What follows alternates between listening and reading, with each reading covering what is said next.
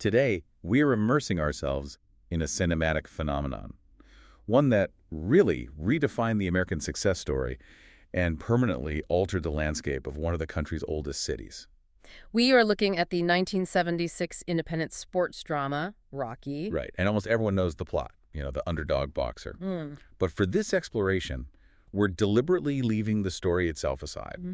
Our focus is squarely on the actual history of how it was made, the almost impossible production constraints, and the monumental cultural artifacts it left behind. That's really the core of what we want to do here. We aren't here to retell a story you already know. Exactly. We want to synthesize the concrete data around the film's creation and its legacy. We're tracing the path of a project that, by all accounts, should have failed. A low-budget risk with a complete unknown in the lead role. And somehow it becomes a Best Picture winner, a global cultural icon, and today, a preserved piece of American history. So our objective is to give you a true shortcut to being well-informed about the history and influence of Rocky. Let's start with the origin. The story of how this film was born it's often told with this hint of mythology, but the reality of the timeline is so fast, it almost defies belief. It really does. Let's start right at the beginning. The sheer speed of its creation. The source material confirms that Sylvester Stallone wrote the screenplay for Rocky in just 3.5 days. 3.5 days, March of 1975. That's not just fast. It suggests this state of manic focus, maybe born of desperation. No, it absolutely was. You have to consider where Stallone was at that time. He was a struggling actor with very, very little to his name. And this burst of creativity was fueled by a real-life event, wasn't it? A specific sporting event that gave him the spark. It was. It all centered on the championship match that took place on March 24th, 1975, between Muhammad Ali and this incredibly unlikely contender, Chuck Wepner. And what was so compelling about Wepner? He wasn't supposed to be competitive with Ali at all, right? Not in the slightest. Wepner was a journeyman boxer. His nickname was the Bayonne Bleeder. He was essentially a human heavy bag against a titan like Ali. But he shocked everyone. Wepner went 15 rounds at the heavyweight champion. He even knocked Ali down at one point. Ali claimed it was a trip, I think. He did. And Ali eventually got a TKO in the final seconds of that 15th round. But the crucial thing wasn't that Wepner won. It was that he lasted. He went the distance. He demonstrated this unexpected, almost heroic level of endurance and heart. He defied every prediction. And that feeling, that unexpected moment of glory and sheer staying power, that was the emotional trigger for Stallone. But here's where the lines get a little blurry, legally and artistically. While that fight gave him the motivation, the sources are quick to point out that Stallone has always publicly denied that Wepner was the direct inspiration for Rocky Balboa. Precisely. He often referenced other figures. He cited the tireless spirit of Rocky Marciano, which, provided the name. And the drive. And the drive. He also drew inspiration from Joe Frazier's grit, and specifically from Rocky Graziano's autobiography, Somebody Up There Likes Me. So he was trying to create a composite character. He was. And this denial, it probably served a dual purpose, expanding the character's depth and distancing the project from just one single real-life person. But the legal system, it focused on the similarity to Wepner's story. And that's where the lawsuit comes in. Wepner clearly felt his story had been used. He did. The suit was specifically because Wepner felt his life story. The narrative of the Bayonne Bleeder who almost went the distance with Ali was recognizable enough to be a breach of his personal rights. And that dragged on for years. It did, but Stallone eventually settled with Wepner for an undisclosed amount, and the very existence of that lawsuit confirms that, regardless of Stallone's other influences, the audience and Wepner himself recognized that core story instantly. Okay, so we have the script written at lightning speed. The next hurdle was a huge one, convincing a major studio, United Artists, to make a movie starring a nobody. This became a real battle for creative control. And it ended up defining the entire film. United Artists saw the script's potential right away. The material was strong, it was compelling, it was exactly the kind of uplifting drama they thought would sell. But, as was common, they wanted a bankable star to reduce the financial risk. The sources are clear. Their list included Robert Redford, Ryan O'Neal, Burt Reynolds, James Cameron, all huge names. Yeah. Any one of them would have guaranteed a big opening weekend. And yet, Stallone issued an ultimatum. which, when you look back, seems almost crazy given his financial situation. He and his agents flatly rejected a six-figure deal for the script rights alone. A life-changing amount of money at the time. And he insisted, non-negotiably, that he had to star as the title character. It was an incredible gamble, but it was also a moment of a profound creative integrity. I mean, we're talking about a guy who reportedly had less than $100 in the bank. He'd recently sold his dog because he couldn't afford to feed it. And he turned down six figures? Because he knew the story was tied to him. And that insistence is what led to the compromise on the budget. Right, which brings us to the financial framework. The producers, Irwin Winkler and Robert Chardoff, they agreed to Stallone's terms because they had a special clause in their contract. It allowed them to greenlight projects on their own as long as the budget was kept under a very, very strict cap. And that budget cap was both a blessing and a curse. The total production budget was kept extremely low. We're talking under $1.1 million. Specifically, $1,075,000 for production, plus another $100,000 in producer fees. To put that in perspective for you, a film like Network, also from '76, had a budget of around $3.8 million. Rocky was operating on a shoestring. It was a true independent venture in a studio system. And we should note, while production was cheap, the advertising costs later soared to $4.2 million. Which tells you that once the studio saw the final product, they knew they had a hit. They were willing to spend 4 times the production budget just to promote it. Let's go back to the script for a second. The low budget also dictated a shift in tone from what Stallone originally wrote. The original script was significantly darker. Yeah, it would have been a very different film. What were some of those differences? 2 key things stand out. First, the character of Mickey Goldmill, played by Burgess Meredith. He was initially written as overtly racist, a much harsher, less sympathetic character. Wow. And second, and this is maybe the most dramatic change, the original script ended with Rocky deliberately throwing the fight. Throwing the fight? Why? Because he wanted to reject the corruption he saw in professional boxing. It was a much more cynical ending. So those darker elements were smoothed out during filming. They were. They moved the story toward that uplifting, aspirational American dream narrative that ultimately defined its success. The decision to let Rocky go the distance and find a moral victory transformed the entire message. So filming starts on January 9, 1976. Mostly in Philadelphia. Okay. And these budget constraints led directly to some of the movie's most iconic scenes. These are classic examples of low-budget brilliance. Take the famous first date scene between Rocky and Adrian, the one where they skate alone on an ice rink. He bribes the janitor to let them in after hours. Right. And that wasn't written just for romantic intimacy. It was a purely practical solution. The production simply could not afford the hundreds of extras needed to shoot in a public rink during business hours. So they turned a lack of funds into this incredibly tender, defining character moment. Exactly. And that cost-cutting went right down to the props and costumes, which is just astonishing. You're talking about the poster mistake. I am. The poster displayed above the ring before the fight. It incorrectly showed Rocky wearing red shorts with a white stripe.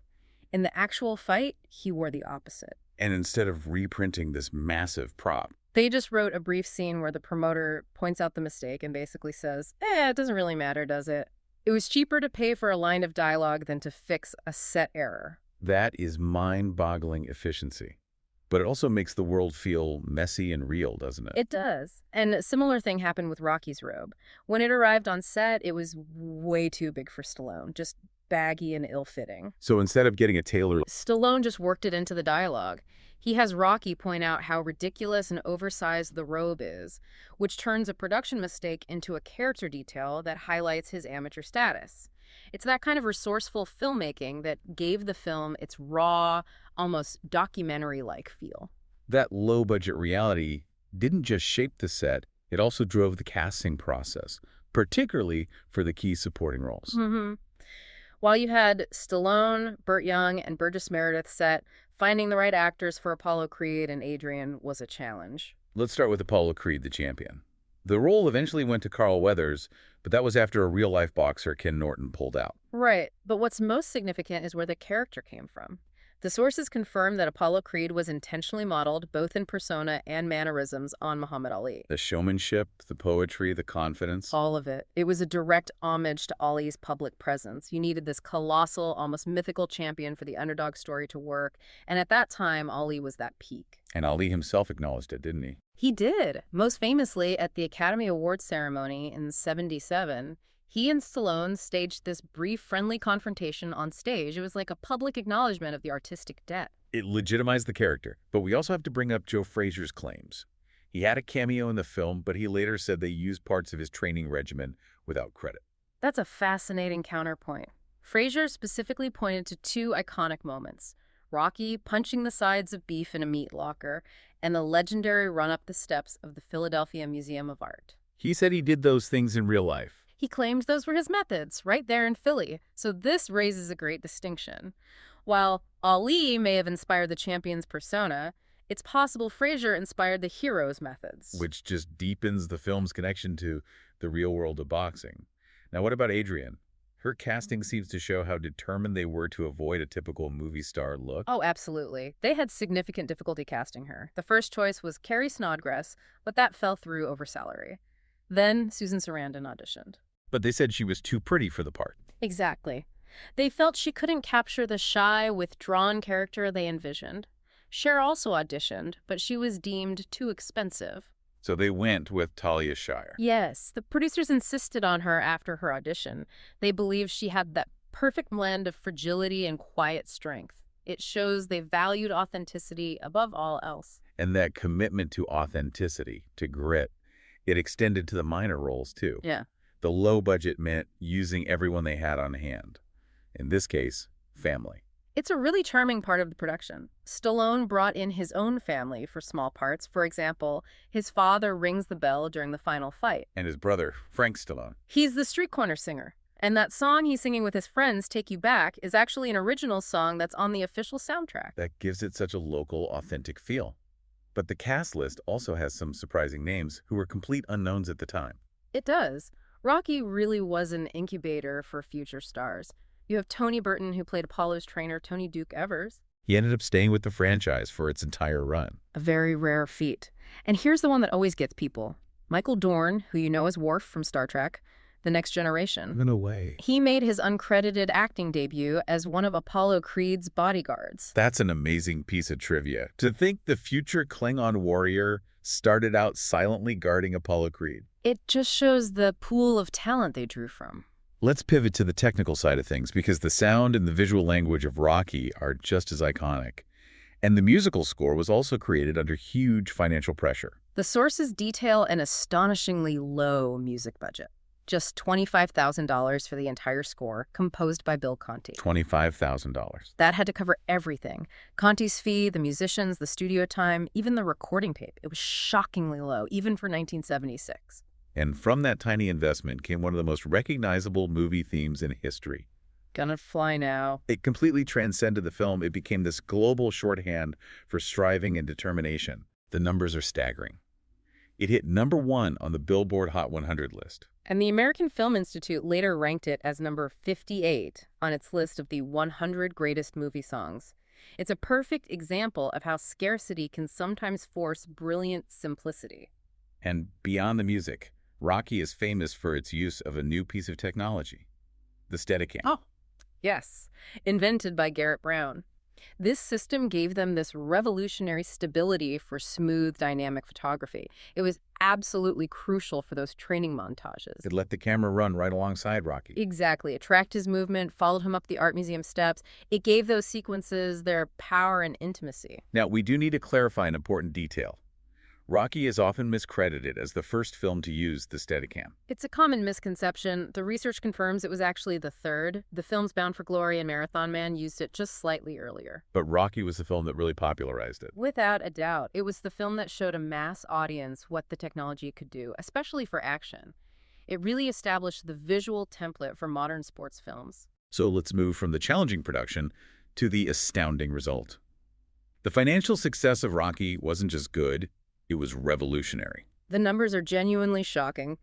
On that sub-$1.1 million budget, the film went on to gross $225 million worldwide. Which is a return on investment of over 11,000%. I mean, that's just an unheard of multiplier. It instantly transformed the careers of everyone involved, especially Stallone. And its domestic performance was just as strong. It was a powerhouse. Rocky was the highest grossing film released in 1976 in the U.S. and Canada, and its run was so long that in 1977 it finished as the second highest grossing film of the year. Second only to Star Wars. To hold its own against an absolute behemoth like Star Wars really speaks to its deep audience connection. And to put that into a modern context for you, with inflation adjustments, Rocky earned well over $500 million in North America alone. That kind of success, from $1 million seed, basically popularized and codified the American dream narrative for the sports film genre. Now, that kind of financial success often creates a split among critics. And while the public adored the film, the critical reception wasn't universal. That tension is fascinating. On one hand, you had powerful champions like Roger Ebert.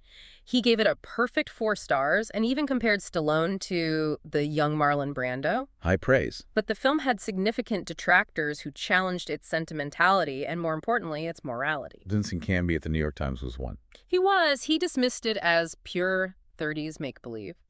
But the most important critique came from Andrew Sarris, who took on the common comparison of Rocky to the work of Frank Capra. What was his argument there? Sarris argued that real Capra films always had this deeper sense of despair beneath the optimism. He felt Rocky lacked that critical edge. He specifically said the film teeters on the edge of sentimentalizing gangsters. Because of Rocky's work as a lone shark enforcer. Exactly. It's a profound critique. It suggests the uplifting message is complicated by its casual acceptance of organized crime. And yet, despite that critical division, the awards haul was undeniable. 10 Academy Award nominations. And 3 major wins, including the big one, Best Picture.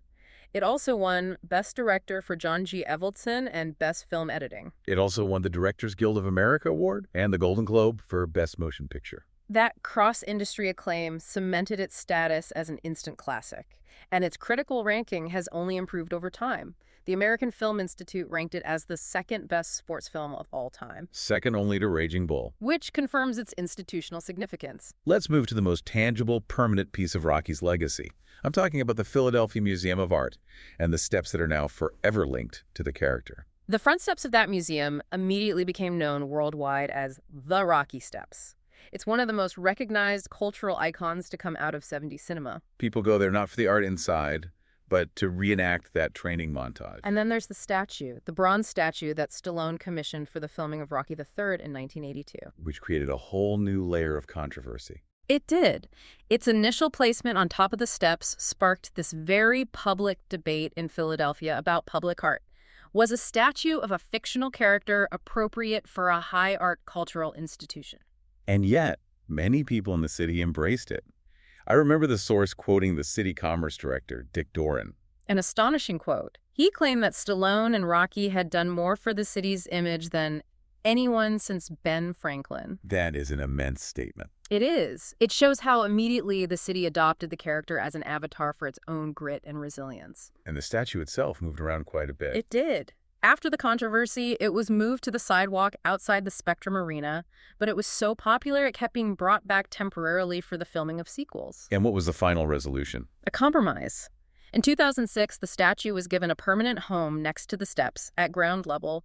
It's a major tourist photo op, but it doesn't disrupt the museum's entrance. And the steps are more than just a tourist site. They've been used for real-world events. That's the deepest sign of cultural penetration.